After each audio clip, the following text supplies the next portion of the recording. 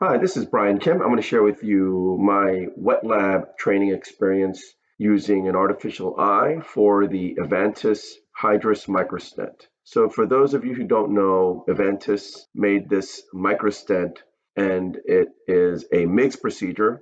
It's a minimally invasive glaucoma surgical device that goes into Schlemm's canal and it covers about one quadrant of the trabecular meshwork area. And so this is the actual device. It's made of nitinol, and I believe it's coated with titanium. And so it's a flexible material, even though it looks like metal itself, it's this nitinol material which can bend, and then it's coated with this titanium material.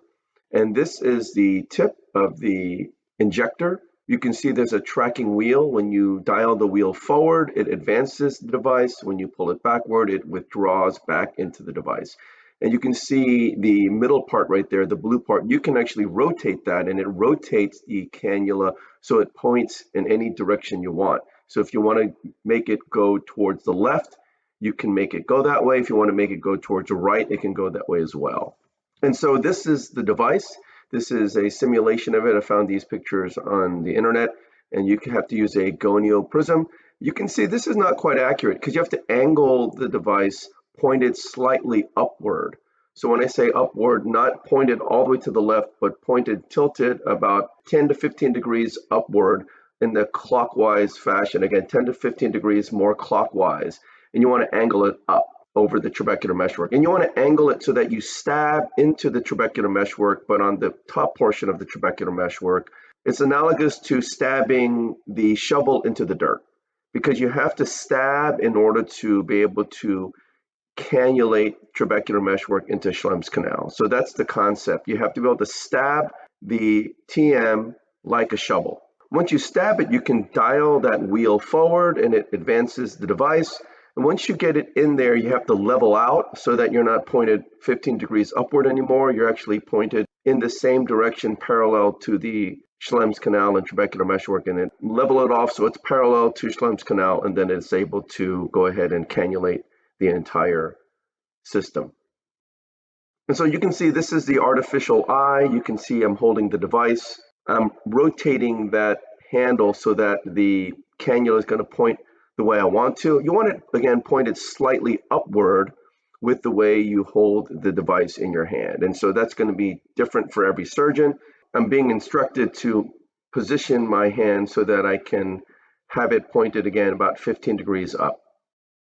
And so you want the stab incision to be just like I'm doing here. You want the incision tract to be the same as the direction of the device. And you can see I'm going to stab it not radial, but almost tangential here, because that's going to be the direction of the injector. I'm pushing some viscoelastic to get rid of that bubble and to fill the chamber. And then I'm going to put some viscoelastic on the surface of the cornea. And those of you who know how to do MIGS procedures, you're going to know you're going to have to turn the eye away from you quite a bit and then use a gonio prism to see the angle. So here we go. And this is mounted on some little bit of a plastic scaffold to hold the eye away from me. So go ahead and place the device into the incision there. And I place the gonio lens on.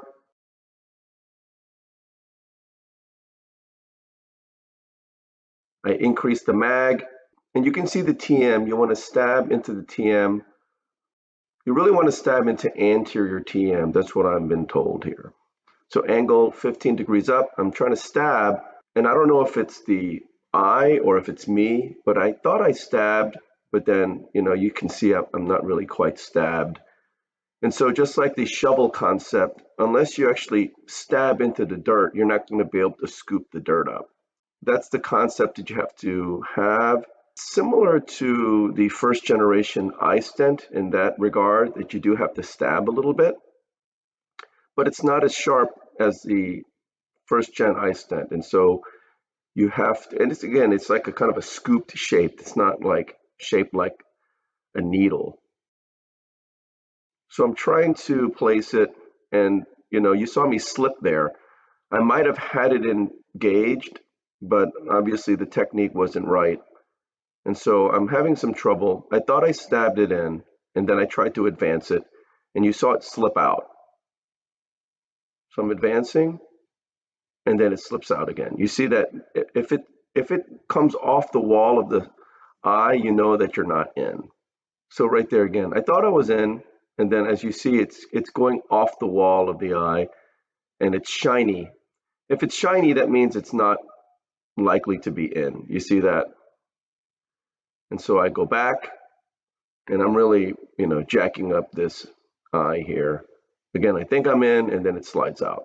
So again, I think I'm at 15 degrees. I thought I stabbed appropriately. And then you see as I'm trying to stab it, it slips out again. So so I'm not quite sure what's going on here. So we decide, okay, we're going to rotate the eye, make another separate stab incision. And so we're working on a different part of the trabecular meshwork here. We just rotated the eye about, 90 degrees or so, filling the eye with some more viscoelastic, coating the cornea. And I'll give a shout out to Nisha. She's our trainer in our area, and she's fantastic. So now I have the device in, I have the gonio prism on, and this gonio prism is different from mine. You have to hold it contra-incisionally, so it's a little bit awkward. My gonio prism has a different type of handle. And so, again, that's another thing I'm have to get used to here on this fake eye. So again, I'm trying to angle up, stab into trabecular meshwork, advancing the device. Now it seems like it's going in, I think. She says, keep going. And it looks shiny. I think this is because it's the fake eye. It's not a real eye. Shouldn't be as shiny, I don't think. So I advanced it all the way, and you can see as the tip of that injector comes out like that, you have to go all the way to the right side, meaning you have to back out from the device to make sure it's completely disengaged. So once you get to that point like you're showing there, you want to back up all the way towards right, disengage from the device. And then if you want to, you can take the tip of the injector, and there's this little notch at the end. You flatten it out and then try to advance it more if you want to have the tip of that go in more. So that's what I was trying to show there. I'm not sure I did a good job showing that. And then now once you push the wheel all the way forward, you can see that little extra part of the injector comes out. And that part has another notch as well. And those two notches kind of meet together, and it engages the device, and you're able to withdraw the device. So I'm trying to do that. I'm not really able to do it well there, but then I finally am able to engage it. And then you keep the same position, and you just turn the wheel, the rocker back, and it starts to pull the device out. And you just keep your hand in the same position. So that was attempt number 1 on that second quadrant that I did. That was much better than that first quadrant. I was really having trouble with that one. So we rotate the eye again, another quadrant. So I'm working on a completely new area of the trabecular meshwork. Push viscoelastic, make a stab incision, push viscoelastic into the eye as well as on the cornea. And so again, this is a new area that I'm working on. Rotating my hand just a little bit, making sure the device is pointed a little bit up, 15 degrees up, stabbing it to anterior trabecular meshwork. I stabbed. I feel like I've stabbed. Yep. I've engaged the wall. You can see it's kind of moving there. So that's a good stab. And again, I'm directed 15 degrees upward.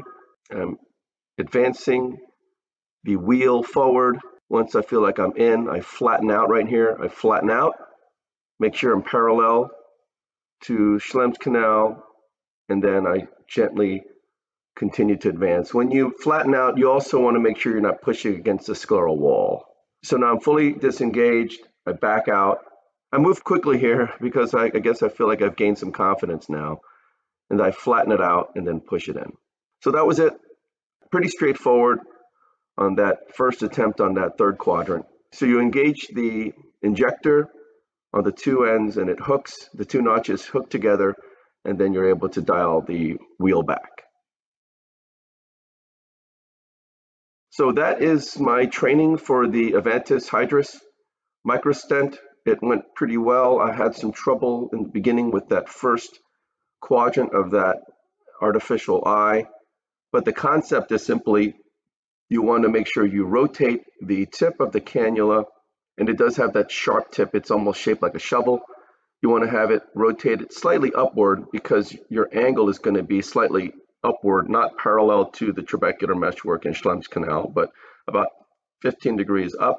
You want to stab, again, like you're stabbing dirt with a shovel, and you stab, and holding that position, you dial the wheel forward, and when you make sure that you're actually into Schlemm's canal, and you can see a little bit of that microstent coming out, you want to level off, make sure you're more parallel, make sure you're not stabbed into the wall, and you want to relax a little bit so you're not having any tension.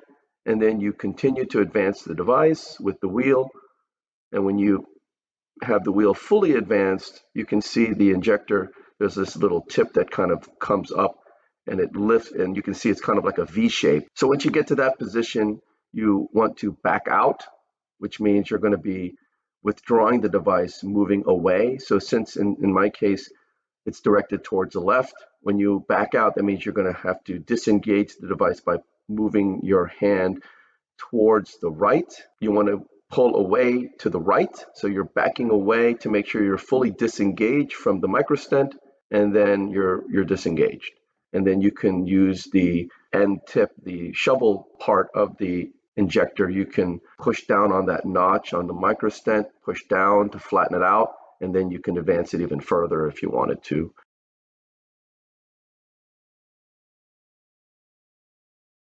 And if you want to withdraw the device, you advance the wheel all the way, so the pushing component comes out.